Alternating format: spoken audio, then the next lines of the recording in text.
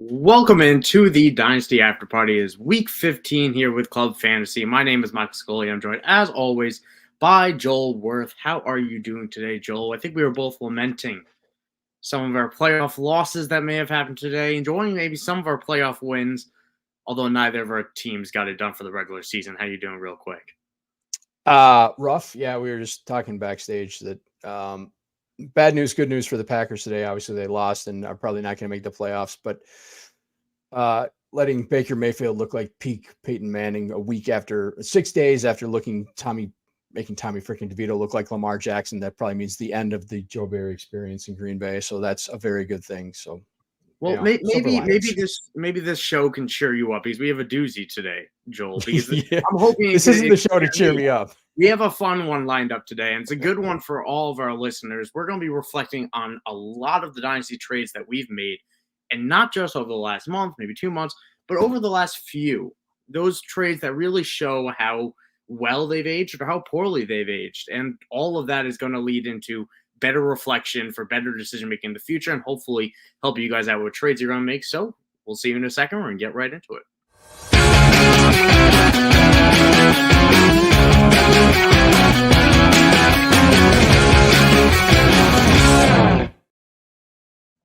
Doozy it will be, Joel, as we head out of week 15, or at least onto Monday Night Football.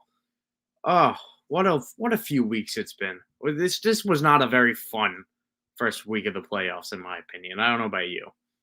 No, not at all. Like I told you earlier, last week I think I lost like 7 winning ins. It was a really rough week.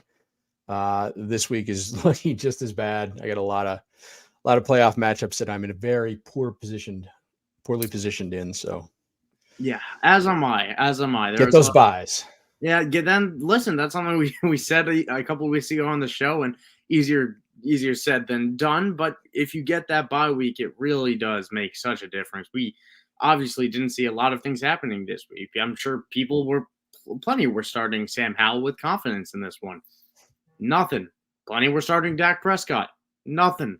Almost nothing from CD Lamb. Almost nothing from the Cowboys in general. Just all around, a lot of things that we never see happening tends to happen. So if you got that bye week, you shed one more week of RNG type of thing. So good stuff for you guys if you did. But what wasn't good this week, for Brandon Staley at least, was the Los Angeles Chargers firing Brandon Staley. It is good for the rest of the world because we don't have to watch his coaching malpractice after they got shellacked by the Las Vegas Raiders on Thursday night. So with all that said, our headlines, this is really the one that stole the show, because I think both of us have been waiting for this for some time now.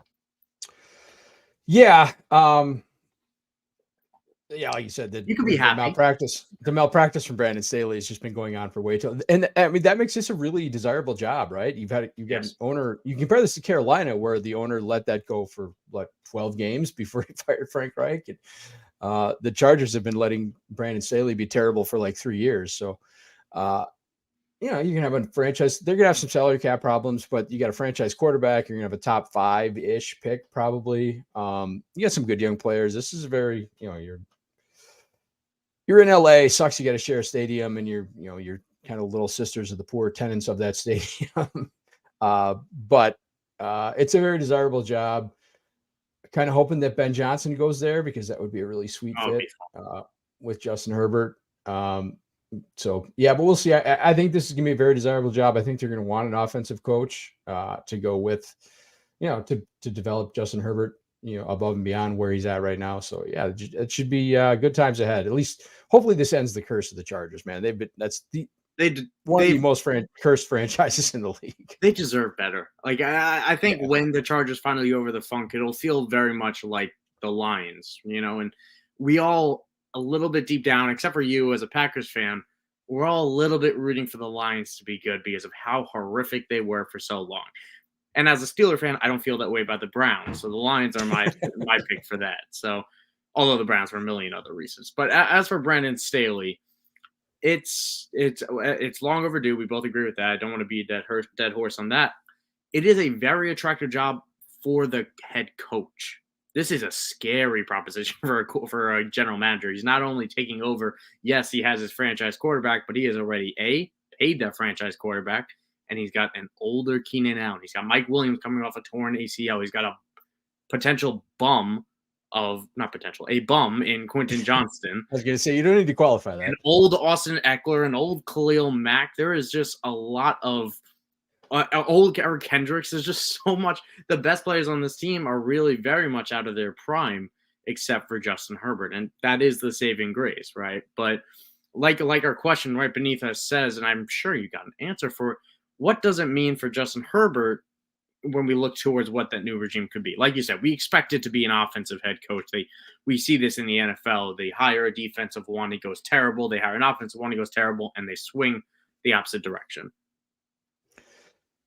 Yeah, the guys you were talking about, like Mack and Kendricks and Eckler, I don't expect any of the guys to be there. They're going to have to jettison some salary to get under the cap. So I think the problem is, you have no heir apparent. You've been trying to find an heir apparent or just someone to take the load off of Austin Eckler for years and just haven't been able to do it, right? Joshua Kelly's terrible. Isaiah Spiller's a bust.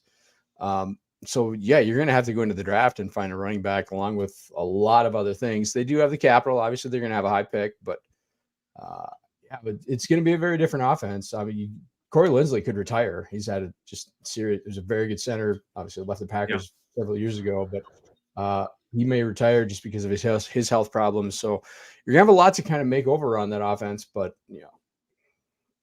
it's probably good. There's probably gonna be a couple rebuilding years, but when they come out on the side, it could be a pretty juicy looking offense. I think that's the hitting the head on the nail right there. It's, you look at this team, they allowed 60 plus points to Las Vegas. And yes, there were a few offensive turnovers that turned into scores real quick, but this defense needs a complete overhaul. Justin Herbert coming back is not going to fix everything. It didn't fix everything earlier in the year, and you can't blame Brandon Staley for everything, although you can a lot, because there's just not a lot of talent on the defensive side of the ball. And also on the offensive side of the ball. Once they lost Mike Williams and they lost Josh Palmer, it very much became all Keenan Allen, and that's it, because Austin Eckler has clearly lost a step. So we're obviously going to be staying with you guys as those coaching hiring comes up, and I think we both hope it's Ben Johnson. Plenty of guys that, as we get into that, the Black Monday coming up in a few weeks of new coaches going to get fired or coaches getting fired, new guys coming in, we're obviously going to dive into where we want to see some of those guys and so forth. Are there any other? I believe we settled that there weren't any other headlines that we saw noticeable. Let's say this one real quick. Does Ron Rivera make it to tomorrow? Let's ask that real quick. Does Ron Rivera make it to tomorrow? He just barely scraped by of this being a blowout against the Rams. Made it a one possession game, but it's so embarrassing what's happening with Ron Rivera. And I just don't know why at this point you would do anything, right? If you haven't done it by now, like you had Bieniemy on staff, if you were going to kind of look at him as a long-term replacement, then this is a move you should have made a month ago. So if it hasn't happened by now, what's the point? They're not going anywhere. It's not like you can resurrect a season. So I don't think so. I get that. I'm gonna be hopeful and say he's out the freaking door, and maybe they get to see a little bit Bieniemy in action. Bieniemy gets to choose his quarterback to start next week as opposed to Ron Rivera. But I'm hopeful here. You're probably more right on that one. But let's get into the crux of the show. And this one I was really excited about, and full credit to you, Joel, because this was totally your idea. And great one at that, because we all make plenty of dynasty moves, and we kind of forget about what we traded for. And when you look back on them, you really learn a lot of things. I learned a lot by looking back with some of the trades we're going to be talking about today. But let's start off with a few of yours. Calvin Ridley for Miles Sanders and a 2024 third. Take it away. Yeah, so I put out an article on Club Fantasy this week, just going back through basically all the trades I made. Not all the trades I made that didn't work out, but just kind of highlighting some of the ones that didn't, and just kind of looking back and seeing what went wrong, what can I learn from these trades. So, like obviously I'm in a lot of leagues, so I have a spreadsheet for every league. I keep track of all the trades I make during the year. So it's just going back through and seeing, which moves did I make that worked and which ones did I make that didn't. This one seems kind of low level. Like I said in the article, it's kind of starting off with kind of proverbial trade that helped nobody. But the one thing I'll say about this one is this was a preseason trade. There would have been a window specifically after week 1 to trade Calvin Ridley at kind of a premium price. This was, like I said, a preseason deal. Yeah, it was a team that really kind of desperately needed a running back, and I had both Christian Kirk and Calvin Ridley on the same team. Didn't really want to carry two Jaguars, so Ridley. And if we go back to what we talked about in the preseason, I was not high on Ridley at all, so I was willing to move him. Just needed to get a much better return than this. I wasn't super high on Miles Sanders, but there was the opportunity. Obviously, I think we kind of all expected there to be a lot of volume. Just hasn't. That offense has just been so bad with Bryce Young. And Sanders has been terrible. Don't get me wrong. I'm not trying to say that this was anything. There's any redeeming value to this trade. He's been terrible. The offense has been terrible. He's been a complete zero. So, this one just didn't work out for either side really, because Ridley hasn't been great. But like I said earlier, there was an opportunity to sell him for a much more premium price. Yeah, and that's why we're looking back on this. There's a lot of things that we wouldn't have learned about selling high that without remembering what we paid for them once upon a time. I'm gonna do my best to alternate between your submissions and my submissions, so we both can provide some interesting backstory of all my trades that obviously hit and all of yours that missed.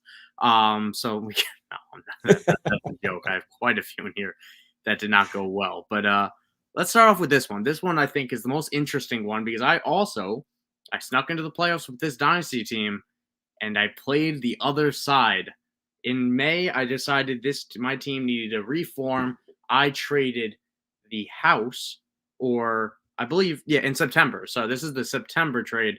I traded Devontae Adams, Gus Edwards, and Najee Harris for Elijah Mitchell, Ty J. Spears, Chris Rodriguez, a 2024 second that will be late. It's a playoff team, and what ended up being the 101. This one ended up really well for me, and it's certainly not a brag because there's plenty in here that did not, and we will get to those, I promise. But this was my thinking then, and I got a lot of flack, honestly, for this because of how good Devontae Adams was, and obviously, we didn't love Najee Harris, but we expected him to still get it done, and in theory, I got nothing except for the first-round pick, which thankfully ended up being the 101. My thinking here was if I'm a rebuilder, and I've said this plenty of times in this show, if I have a guy that's older or at the end of his rope, that's Devontae Adams. We all knew that entering this year that at some point he's going to have to fall off, and he's in his 30s. That's just a ticking time bomb. If you miss that window, gone forever. Gone forever. You can't get a dime. And that's why I wanted to cash out on this one. And thankfully, it really paid off, except for the fact that Devontae Adams eliminated me this week because he scored 21. But outside of that, it's going to be a good long-term move. So it's something we've mentioned on the show over and over again. In trades like this, I really wanted to reiterate that if you do have a rebuilding team, you don't lose by getting those. If you grab a pick and you get rid of a 30-year-old plus, you really don't lose.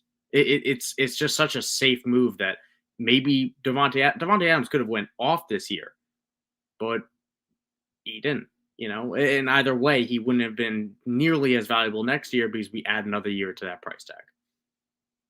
Yeah, you hit it. We talked about this, was it back week 3, 4, whatever it was, when we talked about, making decisions on which way you want to take your team early, exactly. Because these kind of guys, like you said, are taking time bombs. And if that bomb goes off, their value just instantly goes to zero. And you're not going to get anything. Like Devontae, you're not going to get anything for right now anyway.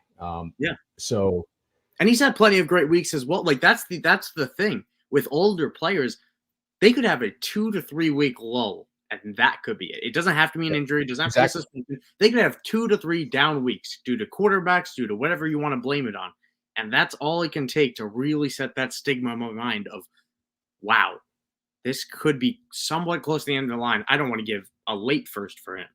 And right now, you couldn't get a late first. Well, granted, this is you're not getting a first for him. This is one QB, so the 101 not as not as dominant as Caleb Williams, but is Marvin Harrison Jr., and I am quite happy about that. Yeah, for sure. And like I said, the fact that this is the 101 makes that a huge win for you. But basically, any first right now for Devontae Exactly. Adams is a win. Yeah, Because and you look at the other guys, Gus Edwards has no value. Najee Harris has gone, at the time he probably had value. Now he has completely zero value. Tyjae Spears has got a little bit of value on your side, but I love Tyjae. He's a beast. Although he also let me down this week. This is a total win on your side.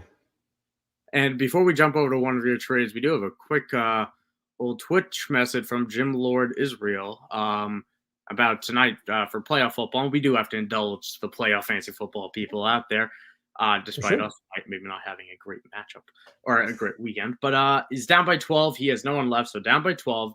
Zay Flowers and Brendan McManus, assuming normal scoring. Does he win? With a very scary face, honestly, at the end there. But I will say, yes, you do, sir.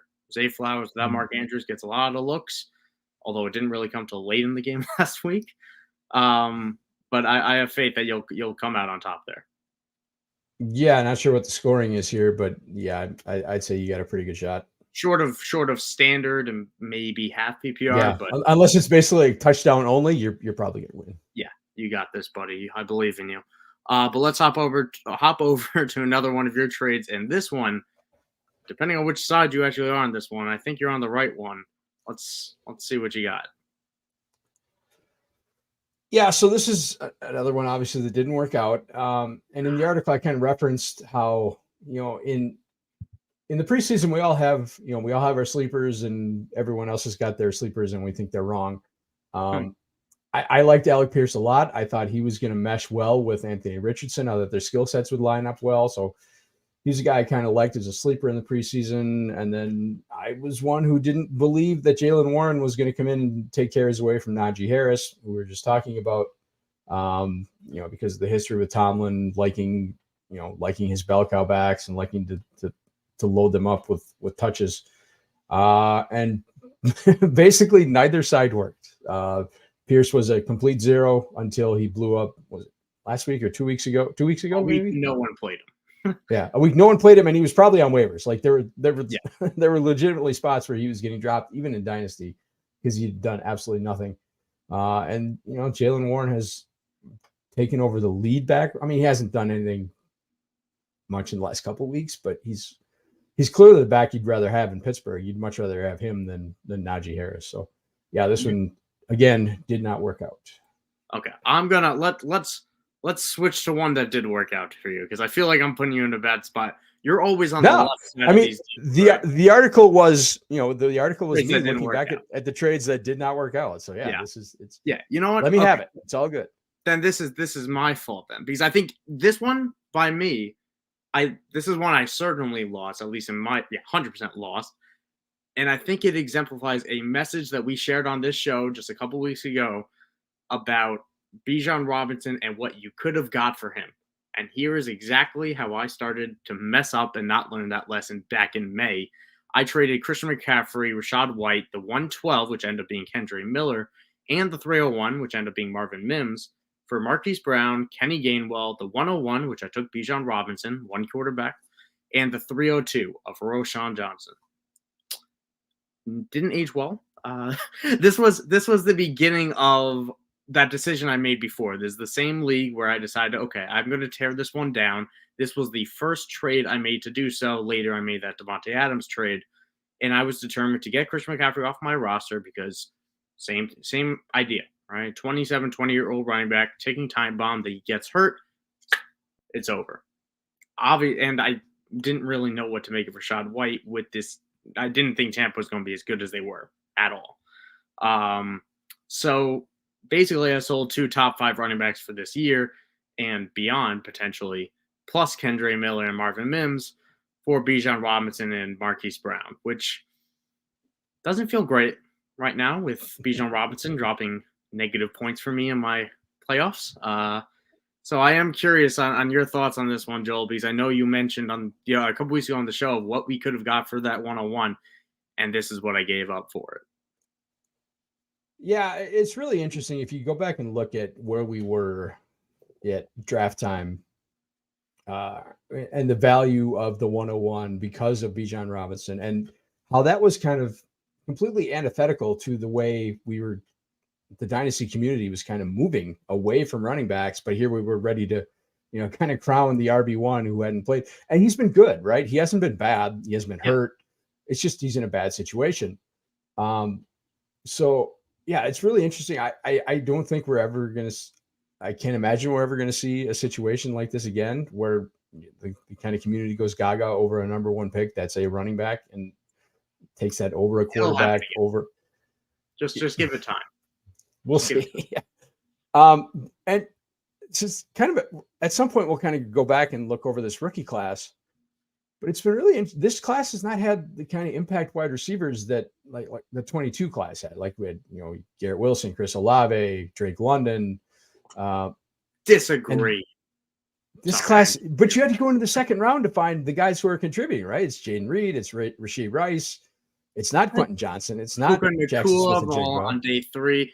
Right. You're right that the first deep round guys. Overwhelmed. I mean, Jordan Addison has had a pretty respectable rookie year. Zay Flowers. Don't bring up that name. Down to your credit, JSN has been disappointing for the most part. You're certainly right with if you look at the first 5 receivers off the board, not really big contributors for fantasy outside of Jordan Addison. I say don't bring up that name because there's a playoff matchup that I benched Jordan Addison in, and I'm going to. Same, man, right there. Because he hasn't done anything for 6 weeks. Justin Jefferson, do I want to play both, or could I play someone that I view equal? Let's play the one that's equal. Nope. Nick Mullins, touchdown Mullins, except for when it matters. He's done absolutely nothing for 6 weeks, and then he blows my head. So yeah, the other interesting thing is CMC the Dynasty RB1? That's a fantastic question. We're going to get into on a later show for sure. Because once we start going through rankings and things like that, updating after the season and all that and so forth, certainly. The thing I was thinking of is like maybe that's the 2 years that he basically missed was good for him. It just kept tread from coming off the tires, and he's potentially. Maybe he's gonna be that rare guy who's kind of elite going into his age 28, 29 seasons, and he's in that offense. He's MVP caliber, and he doesn't get touched for 5 yards downfield half the time, so it certainly helped. And Go. Let's hit on Rachaad White real quick. That's what I wanted to transition to. Yeah. He was a guy I was not high on at all. I wanted no part of it. Like he was in a bad offense. He behind a bad offensive line. He had terrible metrics last year in his rookie year. There was really no reason to be in on him, but he's improved, right? Development is not linear. He's been much better as a running back. He's been huge as a receiver out of the back. He's been captain check down for Baker Mayfield's. And he scored a ton of touchdowns. So yeah, he's definitely going to go into next year as a top 10 RB. And at this point of the offseason in May, I think I did this before. I think I did this after the NFL draft. So we didn't know that nobody was really coming to town. This should in theory be his, but he was essentially a throw-in in this. He was basically a throw-in, and that makes me so annoyed because I liked him as a prospect, and like you, I was so disappointed with those rookie year analytics and what I expected the Bucs to be in 2023, and I was so disappointed in that I threw him in, and I feel really bad about it. And I lost out on Kendra Miller, who had done absolutely nothing, but I also like Kendra Miller. But we do have a request from Josh Hudson. I know you've already seen. He has a playoff matchup where he said Jordan Addison and James Cook. Shoot me now. Only if you pass it over here, Josh. All right. Only if you pass it around the room, because I certainly have. I had leagues. I started DeMarcus Robinson in this week, and he was probably my top scorer in half of them. So it's dire. It's dire straits out here in the streets. But I cannot believe we're at a point where I was like running to the waiver wire to pick up DeMarcus Robinson this week. I picked up Clyde and played him. What am I doing? I don't like this. I don't like this game anymore. Clyde had 64 yards receiving. How is this? I don't like this. This happens like every year. We just have to remember that this is the way things, right? This the way we expect things to go at the beginning of the year is just not the way it's going to happen. Never. At some point, we're going to be picking up DeMarcus Robinson for some godforsaken reason. And I know you got another trade in here. Let's jump over to it with another rookie we're talking about, Jahmyr Gibbs. What a week Jahmyr Gibbs has had as well to kind of rub salt in the wound. Trading Jahmyr Gibbs for Nick Chubb in a 24-second. Yeah, so this was a team that just missed on the playoffs last year, was kind of rounding into being a contender. So I had the 106, took Jahmyr Gibbs there. He fell in that league. He fell to the 106. In most leagues, he was going before that. And just immediately got a trade offer of Nick Chubb in a 24-second. And, for a team that I thought was, ready to contend, Nick Chubb is guaranteed, right? He's just guaranteed value. He's guaranteed production, which I get wrote in the article. Doesn't normally miss too much time. Lasted 6 quarters until he got gruesomized in Pittsburgh. And then I was left with nothing. And at the time I didn't feel so bad because Jahmyr Gibbs was kind of splitting work and and then he got hurt and missed like 3 weeks. And I'm like, okay, I'll be all right. And then he's come back and clearly taken over that backfield and he looks like everyone else, looks as good as everyone else thought he was going to be. So, this is a tough one for me. Yeah, it's always like we've said numerous times, but it's always tough when we're looking back on it now. But it is really important where you get that value out of shows like this and lessons like this is remembering the value difference between these two guys in September and August. Jahmyr Gibbs was struggling in August. He struggled in September. And I also offloaded him in one of my leagues for J.K. Dobbins plus. So I'm right there with you, man.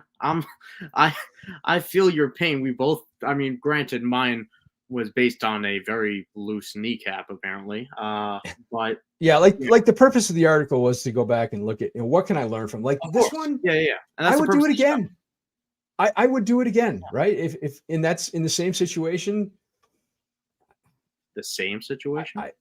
In a similar situation. Like I'm looking, I'm a contender. I think I'm a contender. I'm willing to trade, kind of the new hotness who hasn't done anything in the league for a guy who's like super established, who's been a superstar for going on 6-7 years now, just elite production for all those years. The 24-second. It belongs to the team that's number one in the league, so that's not going to be anything. So yeah, I think the process was okay. It's just a bad result.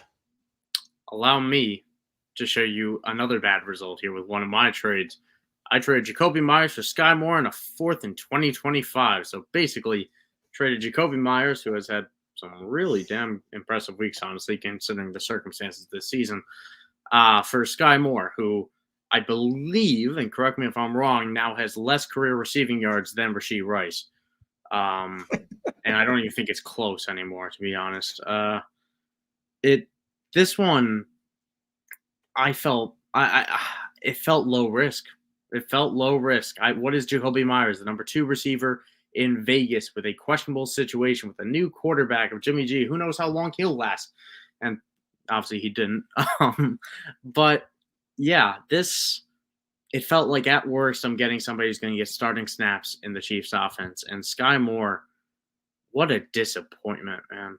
I liked him as a prospect. It was before the Chiefs landing spot. I wasn't swayed by that. But this one, I don't even know what I take away from this outside of the fact that good players keep doing good things. Jacoby Myers wasn't a product of New England. He was just a damn good player who rose to the top of a depth chart. Reminds me of Rashid Shaheed. Not play-wise, but at least assist-wise. Yeah, I'll say I've never been a Sky Moore fan. I didn't like him as a prospect. We've gone over that. I'm not trying to toot my horn or anything. He was never a guy I really liked. We're both going through. Doesn't surprise me. Show. We're good. Yeah. So, but this is, like you said, this is low risk, and you're right. You're not going to bed at night. Finish as a top 12, a top 15 guy. Yeah. Unable to sleep because you gave up Jacoby Myers for nothing. You gave up a piece that has value for nothing, and that sucks. But it's not like you gave up Justin Jefferson or anything like that. Oh yeah, Jonathan Taylor and Zach Moss. Jonathan, this is one in our shared league that I think we've talked about before on this show. Pretty much right as it happened. So now we're going a month and a half or 2 months ahead. I traded Jonathan Taylor and Zach Moss for Bryce Young, Brenton Strange, 2024 first for, I believe the team is in first place or second place, something like that right now, or at least score 210 points this week, and a 24th third. This is a very clear rebuild trade and rebuild team. I was really hoping to get some miniature Bryce Young flashes to make me feel better about this, but this was one I was really curious to get your take on with the hindsight we now have. Obviously, Jonathan Taylor's missed time, but you haven't missed a beat for fantasy with Zach Moss, and Bryce Young has just been terrible. He's been terrible. Yeah, again, I think the process was right on this, right? It's just I still think so, but it just doesn't feel that way. You can't say it hasn't worked out because you didn't expect it to work out this year. You gave up 2 running backs. You got the positional advantage, right? You upgraded. You got turned 2 running backs, basically 1 running back because it's a team running back, into a quarterback and a first. It's a 10-team league, so that pick's going to have some value. I'm really nervous about Bryce Young. I think the size thing is starting to show. Like, he's going to need everything. I think he's going to need everything around him to be kind of perfect, to be really good. I just don't know if there's like the Drew Brees ceiling that we kind of hope for. But it's still early, right? We can't give up on it yet. So yeah, I think the process was right. I don't think you can beat yourself up for this one. Yeah, it's an interesting one. And I did this trade, like you said, because of that positional advantage of trading running backs for quarterbacks. And that's always the way we want to go in Dynasty, to build around those long-standing positions that once you got them, you're ready to lock them in. Running backs obviously being the opposite of that. But I can't help feel like I should have went after someone else. I thought I was buying low on Bryce Young, and truthfully, I don't think the value's gone up too much higher. But you do have – oh, sorry, you got more – Go. One thing, kind of big picture, is like we said, this is a 10-team league. Yeah, I think one thing I'm coming around on is just quarterbacks are not as valuable in 10-team leagues, even in Superflex. It's just people are just too willing to be okay with Matt Stafford, Kirk Cousins. You know, the scarcity just isn't there. So, you know, if Bryce Young isn't elite, then he's probably just never going to be super valuable. And like you said, I have my concerns that he's ever going to be elite. Yeah, and that's it's going to be that's one of the things I'm most looking forward to this offseason, is seeing the progression and camp of Bryce Young and seeing what the Panthers do this offseason around it. What do they do around him? Like, did they sign T. Higgins? I'm genuinely fascinated. Yeah, because they have to make that team better because it's really bad.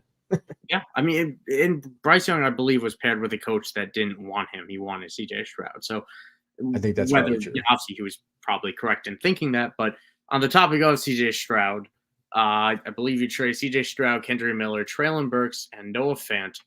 That's kind of a whole list of my guys, honestly, and 3 of them are not out. For Jordan Love, Travis Etienne, Adam Thielen, and George Kittle. That's an interesting one.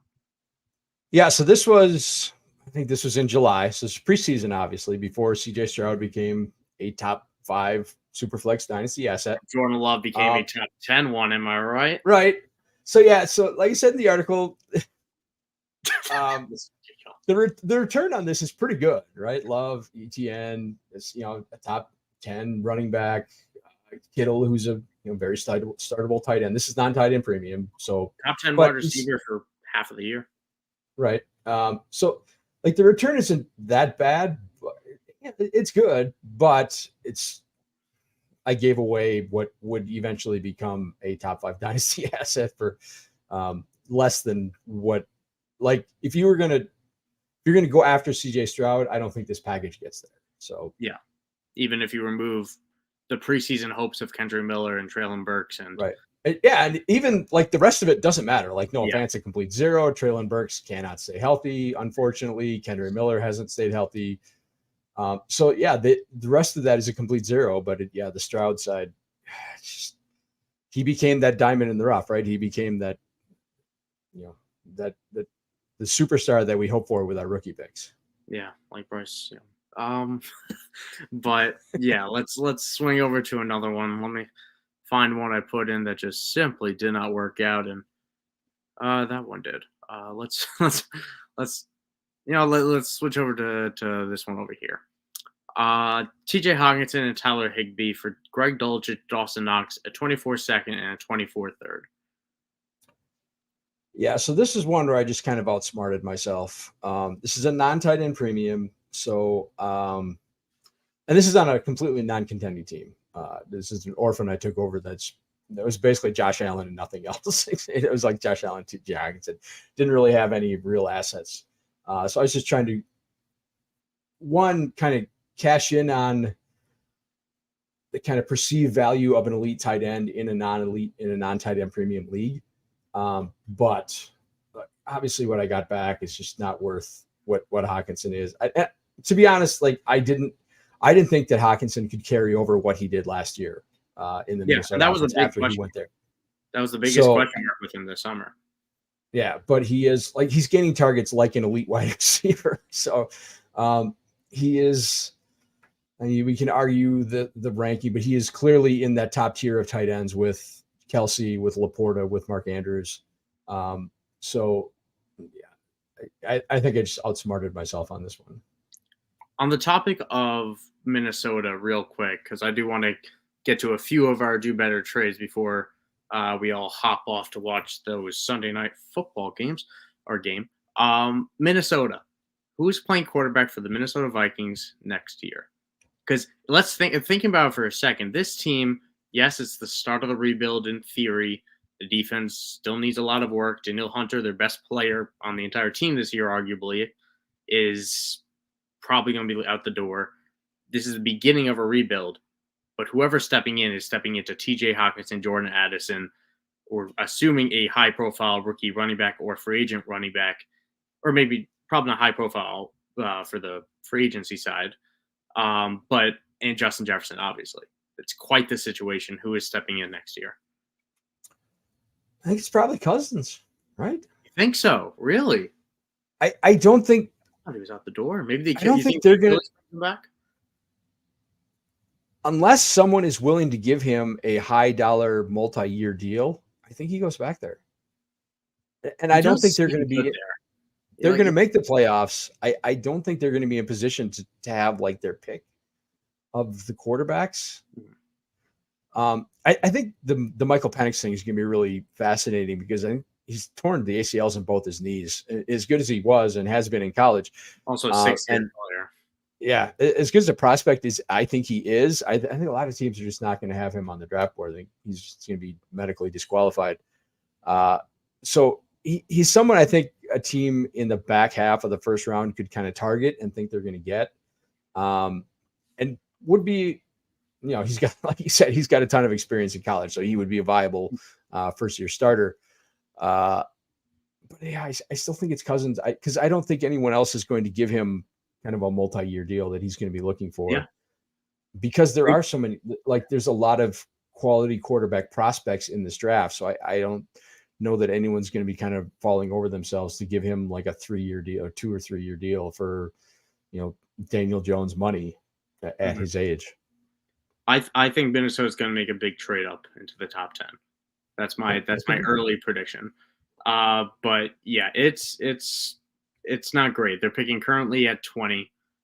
So it's a very interesting situation. If Kirk Cousins comes back, once again, we have another year where Kirk Cousins will be a QB1 next year if he does come back into the situation.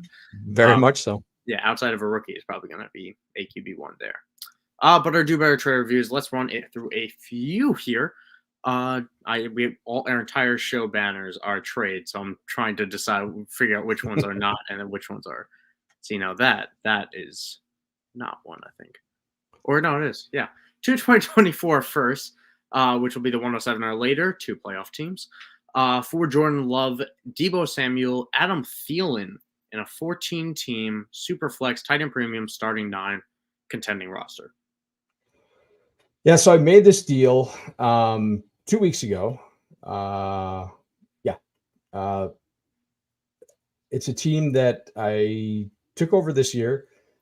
Through some very good fortune and some very good scheduling, I was in position to get a bye. And like we talked about last time, the bye is everything. So, I could have kind of pocketed those 2 firsts and said, okay, I'll see what I can do next year with that. But if you're in position to get a bye, I think the default option should be get that bye and go see what happens in the playoffs. Obviously, Debo's been ridiculously good the last couple of weeks. Did carry me to a bye. And Jordan Love was kind of slots in as my third quarterback, which I really needed because Justin Herbert was on that team and healthy at the time and is not now. So this was kind of really fortunate that I made this deal because now I have a viable QB2 along with a player that's kind of slots into my starting lineup immediately and has given me elite production, especially in a 14 team.